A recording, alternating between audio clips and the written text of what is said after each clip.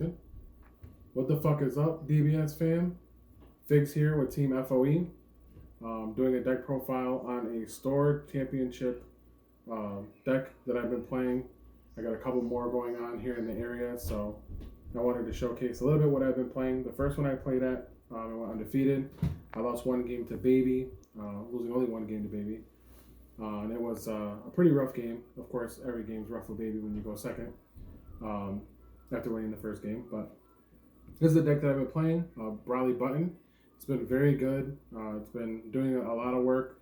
It's a very toolbox-based deck, which I do enjoy a lot, coming from someone who's played Soul Striker back when we had SS3, right after SS3. So I like the toolbox-type builds that go to kind of from aggro to mid-range. So I wanted to showcase this a little bit. Obviously, a lot of it's very self-explanatory. Nothing in it is like super unique or super special. Just a few things that I've changed that I found that I like regarding the deck after playing it and making a couple of tweaks. As everyone knows, I try to fit Gogeta 7 in just about every deck I play. But this one definitely didn't need it. It has enough late game options. So I just wanted to go over some of the card choices. So let's start up here, Ben. So we got here the Goku Black. He's self-explanatory. Very solid card. I mean, there's never really a bad time to play this card, it seems. Especially with all the amount of utility that it has. I mean, being able to draw two and, untap an energy at your end turn. the untapping energy, sometimes it's irrelevant because if they play like Cunning or if they have Borgos on the board, you obviously just don't untap. But the drawing two and pitching one is really good because there's certain cards that you just want to see at certain points in the game, and this card just really gets you there. On top of obviously the leader being able to draw a card and take one from life, because of course we're playing the best leader in the game here. So he sees a ton of cards already, but the Goku Black having access to that just means that you just see more cards and you get access to more energy for your next turn, for your opponent's turn. That way you're able to set up and play the big boys that we'll get to here soon. So for Goku Black, wouldn't play less, obviously can't play more. Next card here, Undying Sons, Undying Spirits on Gohan. Super solid card. I love it because it's Gohan, specifically Future Gohan. But it's a really good card. Being able to bounce a 4 or lower is very important, especially in certain matchups. It's not as good as I wanted it to be so far in the format. I think it has a really good place, but I don't think it's as necessary to play 4 of it. It's really good at when you're playing against someone who is playing the apes, but otherwise, it only targeting a 4 or lower, bouncing it back to the hand has some utility, but not as much as you want it to. Of course, the untapping one is super important because being able to play this and having a bean for other plays just means you get a bunch of value and a ton of cards that you get to play on your opponent's turn. So 3 of this card, probably wouldn't play more, wouldn't play less. You want to see it, but you just don't need it. Next, we have the best card. One of my favorite cards from the draft box is the Ultra Instinct Son Goku, the Unstoppable. Very solid card. Obviously, I mean, it's a counterplay, counterattack. Can't negate his skills from anywhere, from any area that he's in. Thus meaning that you get to pretty much resolve his effect and not be able to be stopped other than be like Preemptive Strike or Denial of Hope. Those are the only cards that pretty much touch this card. Otherwise, it's solid. It's a very good card late game, obviously, it being a 4 cost and playing the best card in the deck, which is Zeno Button.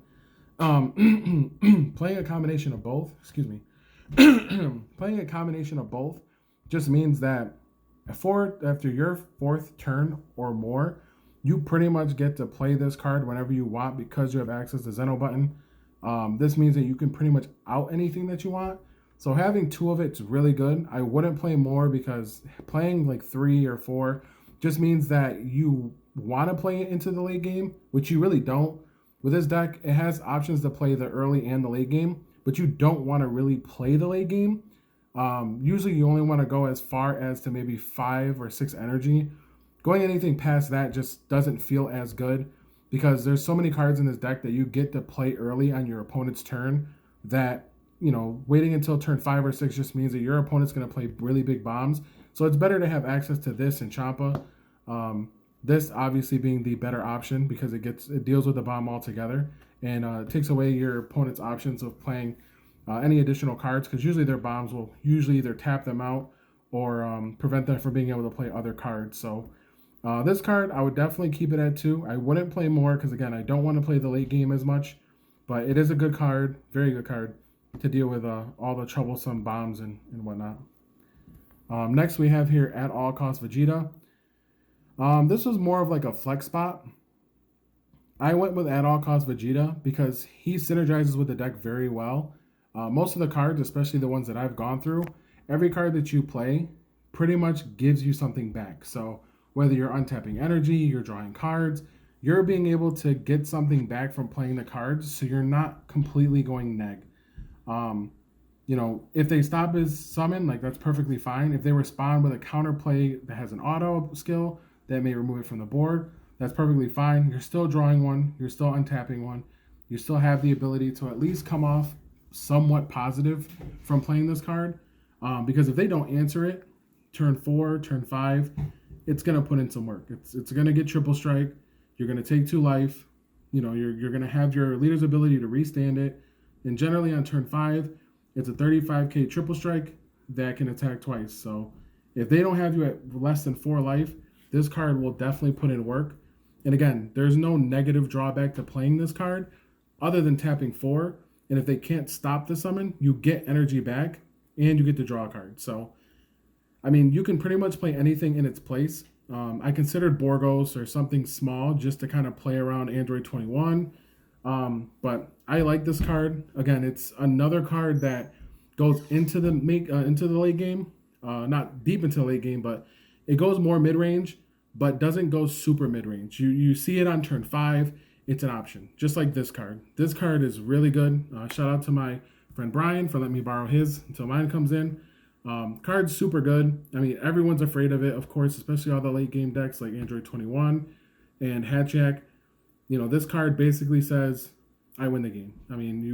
Essentially you do. If they don't have a counterplay, especially Hatch usually doesn't, if they don't have a counterplay to this card, it's going to swing for 6 points of damage due to the leader skill. It's triple strike, taps down 4 cards on your opponent's side of the field, and draws you 4 cards. So it does a ton. Just a ton more than what it's value for. It's not as broken, of course, because it doesn't have barrier, deflect, but even then, if your opponent decides to counterplay this card with like a Champa, you're going to be able to restand it with your leader. Mutayodo's just about the only card that pretty much shuts this card out. Otherwise, you're going to restand it, you're going to get triple strike, they're going to be tapped out. Card solid. Just obviously it's an SCR, so you can only play one of it. The other SCR in the deck, Cold Bloodlust. Gotta play it. Everyone knows what it does. Negates a skill. It does everything that it needs to when you see it and when you draw it. Love drawing this card against Topo or anything else that pretty much you need to stop or slow down to shut off your opponent's deck, especially arrivals. This is really nice to hold 1 yellow up, especially during your turn for arrival plays when you're playing against red-yellow. And you try to go in with, some of your cards and they try to Beerus it or they try to remove it from the board with a Gogeta. This card puts in a lot of work. It's Cold Bloodlust. It's, limited to 1, so it's going to stay at 1, but very solid card. We got our super combos. Standard, you can pretty much play anything. Obviously, this is just the generic yellow super combo. Obviously, you can play any other super combo, but I went with this one because I'm not playing Planet Vegeta, so I don't need to search out a Sand super combo, but 10k printed is important, in my opinion, just because of any of the early game shenanigans you might have to deal with to avoid like crits and double strikes. Also, shout out to our sponsors here. We got the prismatic sleeves. They're awesome. I enjoy them a lot, especially with oversleeves. Without oversleeves, they don't last you as long, but with oversleeves, they will last you a long time. They're very nice. Gives that little shatter look to it. I am personally not a fan of how they have the shatter foils on the actual cards themselves, but the ones on the sleeves are actually pretty nice. They're a little bit more decent. So then we also have the Great Ape Bardock, War's Cry. Card's solid, super good, very amazing, best card in the deck. It just does everything, and it is the best powerhouse in the deck. Everyone knows what it does. This card pretty much makes the deck, and I enjoy it a lot. Cooler, the Marcus Cantarsi Special, as everyone knows it as. Super solid card, negates everything, allows your plays to go through. Very good. Obviously, wouldn't play more or less because it's just one of those cards. You draw it when you need it. You see it when you do, and if you don't, that's fine. Chop of the Trickster, another counterplay auto, gets through your opponent's big cards and deals with them. 3 is enough, 4 is too many. But one of the best counterplays, in my opinion, in the game thus far, until they give us more broken counterplay autos. I ran for my yellow-blue package hit, along with 4 Bojack and 4 Beerus, the Fickle God.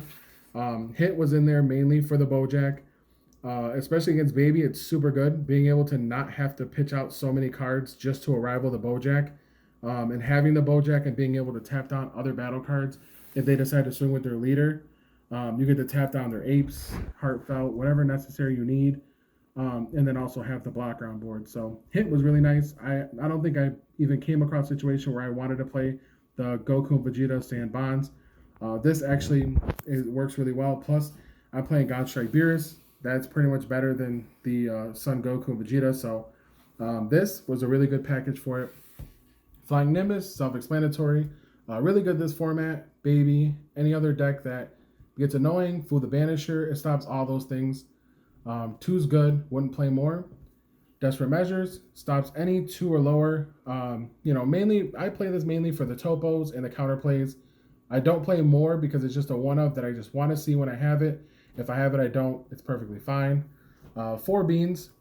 Sensor Beans, pretty self-explanatory. It does what it needs to. Creates open areas for me to play my counterplays and my apes during my opponent's turn.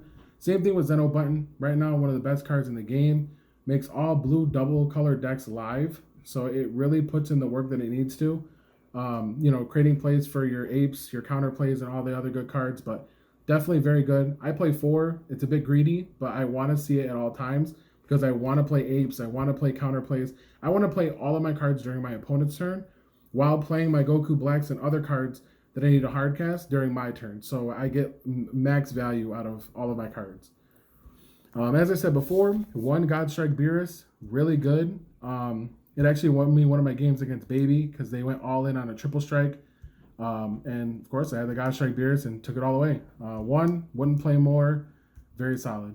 Then, of course, the alternate win condition in the deck, Myra Kai, Myra Double Strike. It wins games. Super good. It won me several games, of course. You play the Myra, you go for game, and they normally can't do anything about it. So that was the deck. I wanted to make sure I showcase it this way.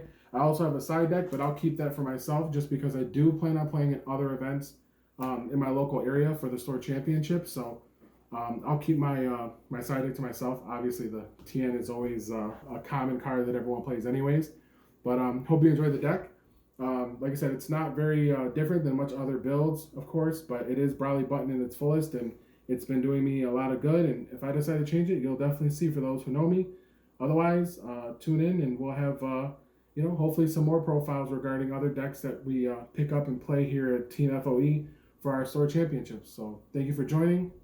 Signing out, Anthony or Figs here with Team F.O.E.